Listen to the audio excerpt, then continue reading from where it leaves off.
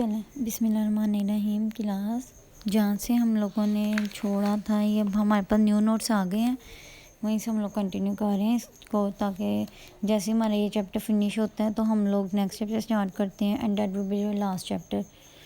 अच्छा जी, सबसे पहले हम लोगों ने यहाँ पे लिखा हुआ है problem and solution numerical number 4.1। ये भी डिमांड एनालिसिस के ही न्यूमेरिकल्स हैं। आप लोगों ने जितने भी क्रॉस प्राइस इलास्टिसिटी के, arc price elasticity, demand function, marginal revenue, marginal cost वाले और प्रॉफिट वाले जितने भी न्यूमेरिकल्स किए हैं ना, ये उन्हीं का एक तरह से रिव्यू है।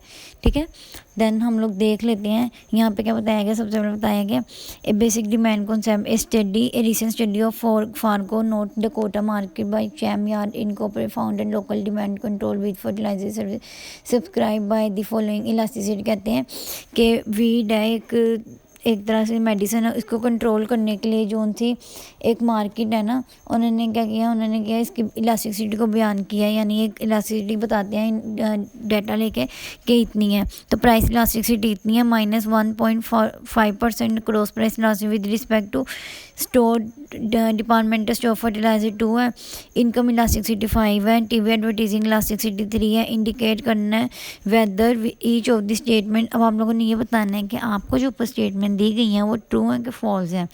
अच्छा जी, सबसे पहले हमारे पास ये स्टेटमेंट है a price reduction for chem yard services will increase both number of unit demanded and chem yard. कहते हैं अगर चैम यार्ड सर्विसेज जो होती हैं अपनी प्राइस को रिड्यूस कर देती है, ठीक है, तो ऐसा करने से क्या उनकी क्वांटिटी डिमांड के अंदर इंक्रीज़ होगी और उसके रेवेन्यूज भी इंक्रीज़ होंगे जी। तो सोल्यूशन में अगर देखें तो ये लिखा है ट्रू, ऐसा ही होगा। क्वांटिटी डिमांड ऑलवेज राइज, हमेशा राइज होती है जब प्राइस रिड्यूस होती है। इन केस इलास्टिक डिमांड, अगर डिमांड जो होती है हमारे पास इलास्टिक है, इलास्टिक का मतलब कस्टमर के पास ऑप्शन होता है मूव कर जाने का, तो वो कहते हैं the percentage increase in quantity will be greater than percentage decrease in price. तो कहते हैं जो क्वांटिटी डिमांड की परसेंटेज है वो इंक्रीज ज़्यादा होगी और जो प्राइस के मुकाबले में percentage decrease in price and total revenue भी ओवर राइज ही करेंगे। बी पार्ट में वो कहते हैं 15% reduction in Chem Yard prices will lead to a 10% increase in sale. कहते हैं अगर चैम यार्ड अपनी प्राइस के अंदर 15% रिडक्शन कर देता है, ठीक है, तो ऐसा करने से उनकी जो यूनिट सेल है, हर प्रोडक्ट जो सेल होगा उसके अंदर कितना 10% इंक्रीज होगा। तो वो कहते हैं ऐसा नहीं हो सकता, इट्स फॉल्स स्टेटमेंट, क्योंकि प्राइस इलास्टिसिटी उन्होंने कहा -1.5 है, 15% reduction would lead to 22.5% unit increase. कि अगर 15% प्राइस के अंदर रिडक्शन होती है तो हमारी यूनिट सेल ज़्यादा होती है, 10% ज़्यादा इंक्रीज़ होती है। देन वो कह रहे हैं आपको the cross price elasticity indicate 10% increase in Chem Yard price would lead to 20% increase in departmental store fertiliser. कहते हैं कि क्रॉस प्राइस इलास्टिसिटी हमें ये बताती है कि अगर चैम यार्ड ने अपनी प्राइस के अंदर 10% इंक्रीज़ किया तो ऐसा करने से जो डिपार्टमेंटल स्टोर है उसके प्रोडक्ट की डिमांड के अंदर 20% इंक्रीज़ होगा, तो ऐसा नहीं होगा, it's false statement. The price elasticity x is equal to indicate करता है 10% reduction in departmental store fertiliser price would lead to 10% reduction in the demand of Chem yard services. देखें वो प्रोडक्ट की जो गुड्स थी उसकी डिमांड इंक्रीज़ होगी, जो वहाँ पे जो हमारे पास दूसरा वाला क्या कह देते हैं, जो ब्रांड जहाँ पे वो चीज़ सेल हो रही है ना उस पर कोई इफेक्ट नहीं पड़ेगा, जो डिपार्टमेंटल स्टोर फर्टिलाइज़र की डिमांड पे कोई इफेक्ट नहीं पड़ेगा। इफेक्ट पड़ेगा तो जो प्रोडक्ट आपको चीज़ सस्ती दे रहा है उसके बेनिफिट्स इंक्रीज़ होंगे। देन आपको बताते हैं the demand for chem Yard price elastic and typical of non cyclical normal goods. कहते हैं कि चैम यार्ड सर्विसेज की जो प्राइस है उसकी डिमांड, उनकी जो प्रोडक्ट की डिमांड है वो प्राइस इलास्टिक है, यानी अगर उसकी प्राइस चेंज होती है तो कस्टमर मूव कर जाता है, और नॉन साइक्लिकल नॉर्मल गुड है, ठीक है। तो वो कहते हैं ऐसा नहीं होता, ये फॉल्स है, क्योंकि demand for chem yard services price elastic, इनकी जो डिमांड है प्राइस इलास्टिक है, बट लेकिन EI जो होता है इक्वल टू इलास्टिसिटी कितनी है, ग्रेटर देन 1 है, जो कि 5 है, जो कि ग्रेटर देन 1। और ये आपको बताता है कि सर्विस की डिमांड साइक्लिकल है। साइक्लिकल मतलब बस सीरीज़ के अंदर होती ही रहेगी, कस्टमर जो कभी अपनी डिमांड को स्टॉप नहीं करेगा, ना ही मूव करेगा, वो कम कर देगा, लेकिन वो उसी के अंदर सीरीज़ के अंदर ही रहेगा कस्टमर। देन आपको ये बताया है a 4% increase in TV advertising would be necessary to overcome a negative effect on Chem Yard sales. कहते हैं अगर 4% इंक्रीज़ कर देते हैं किसके अंदर, टीवी के एडवर्टीजिंग के अंदर, तो ये नेगेटिव इफेक्ट जो चैमियर की सेल पे पड़ रहा है उसको ओवरकम कर सकता है क्या?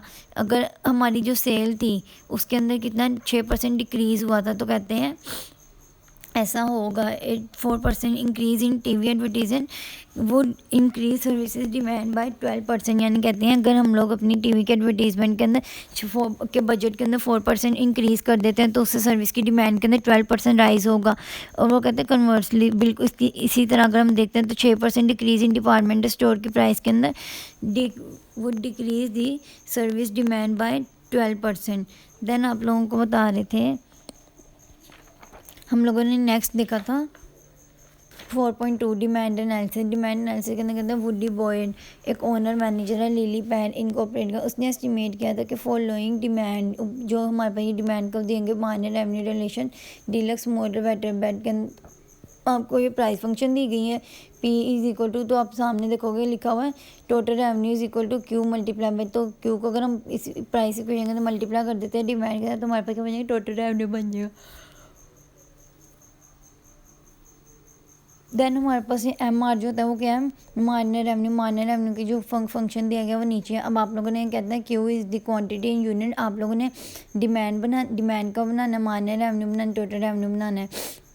उसके बाद आप लोग कहते हैं एडवर्ट प्राइस, किस प्राइस पे lily pad fail to sell any water bed, ठीक है, किस प्राइस पे वो अपना कोई भी वाटर बेड को सेल नहीं कर पाता। What is the maximum quantity that lily pad could give anyway, कहते हैं कौन सी मैक्सिमम क्वांटिटी होती है जिसपे लिली पैड जो होता है वो अपने प्रोडक्ट को दे रहा है किसी भी प्राइस पे। कहते हैं what is the maximum revenue the firm को रिसीव, अब फर्म जो होते हैं डिफरेंट प्राइसेस को चेंज करके कितना रेवेन्यू रिसीव कर सकती है। अब कहते हैं for a given percentage change in prices के चेंजेस के मुताबिक कहते हैं would be percentage change in quantity demanded, the output level कितना हो गया, 600 हो गया। What is the price elasticity demand,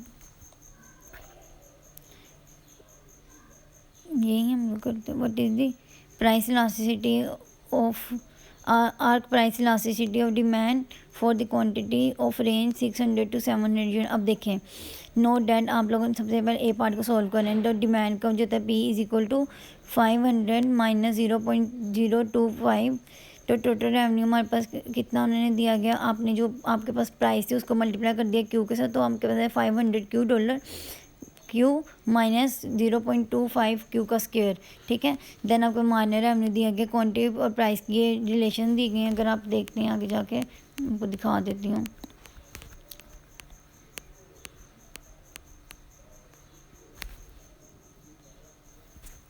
ये देखें, ये वाली डायग्राम आप लोग बनाएंगे। इसके अंदर देखें अगर आप देखते हैं तो प्राइस कितनी है 500 और उसमें जो उनकी क्वांटिटी डिमांड कितनी है 1000 है, और उसी प्राइस पे अगर देखते हैं तो क्वांटिटी डिमांड कितनी है, जो 100 आपको दिखा रहे हैं 1000 से 500 to 1000 क्वांटिटी पे आपके पास है मार्जिनल रेवेन्यू का, और उसी का जब डबल किया तो हमारे पास क्या आ गया, पर डिमांड कब आ गया, तो देखें 500 to 2000।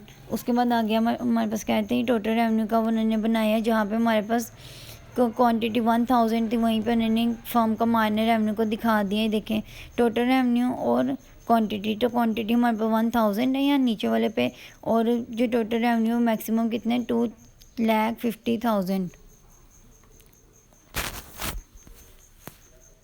और ये देखें हमारा आउटपुट जो था ये पहले इंक्रीज़ होना शुरू हुआ और यहाँ पे हमारे पास रेवेन्यू मैक्सिमम हो गया और फिर डिक्लाइन हो गया। टोटल रेवेन्यू कितना है हमारे पास टोटल रेवेन्यू जगह 500 Q माइनस 0.025।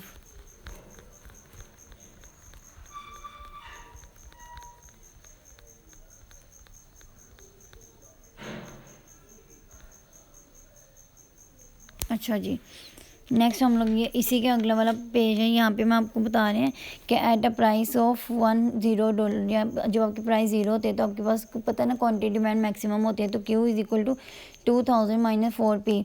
तो देखें जहाँ पे उन्होंने प्राइस जो थी Q था उसकी जगह 0 पुट कर दिया, तो जब प्राइस 0 है तो 2000 यूनिट्स की डिमांड की जाएगी। देन आपके पास आगे D टोटल रेवेन्यू मैक्सिमाइज कब होगा, जब हमारे पास माइनर रेवेन्यू 0 है, तो कहते हैं provided the total revenue is following and output increase. अब माइनर रेवेन्यू कहते हैं कि हमारे पास टोटल रेवेन्यू तब मैक्सिमाइज होगा जब हमारे पास MR जो था वो ज़ीरो होगा, ठीक है।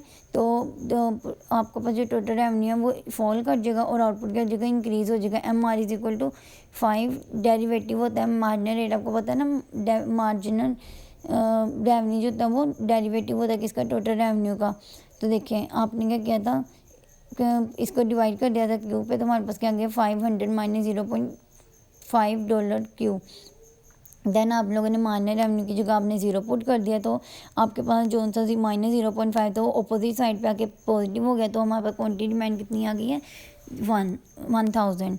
उसके बाद कहते हैं एट 1000, अब 1000 की वैल्यू का पुट कर देंगे क्वांटिटी के अंदर, कहते हैं एट 1000 टोटल रेवेन्यू इतना जनरेट हुआ, बिकॉज क्योंकि प्राइस कितनी थी, हमारे पास प्राइस फंक्शन जो दी गई थी वो आप लोगों ने लिख लेनी है।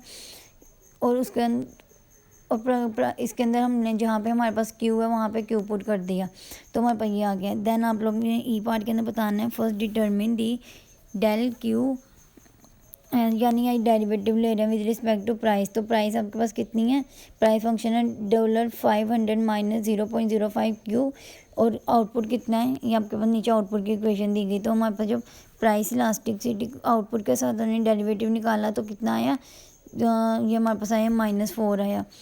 -4 किस तरह आया था, आप लोगों ने क्यू के वाली जो ऊपर पी के नीचे जो क्यू फंक्शन दी गई है इसका क्या ले लिया, डेरिवेटिव ले लिया है। देन आप लोगों को उन्होंने बताया at then at 600 Q is equal to 600 and P is equal to 350। कहते हैं जब आपके पास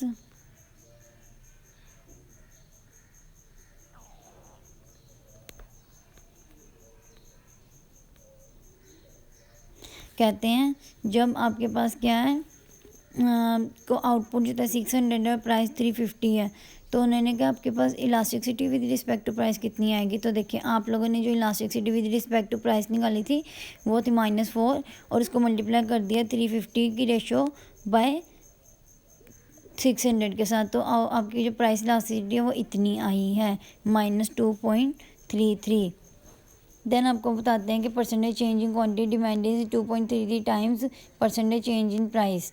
उसके बाद आप लोगों ने बताया बिकॉज क्योंकि price is equal to 500 minus $500 minus 0.05 Q. तो ऐड की जब हमारे पास आउटपुट जो था 600 था, तो प्राइस कितनी हो गई है, प्राइस को आप लोगों ने प्राइस फंक्शन के अंदर आउटपुट को पहले 600 पुट कर लिया, फिर आप लोगों ने आउटपुट की जगह कितना पुट किया, 700 पुट कर दिया। देयरफॉर आपको आर क्लासेस की प्राइस कितनी आई थी, आपने आर क्लासेस का फॉर्मूला पुट कर दिया।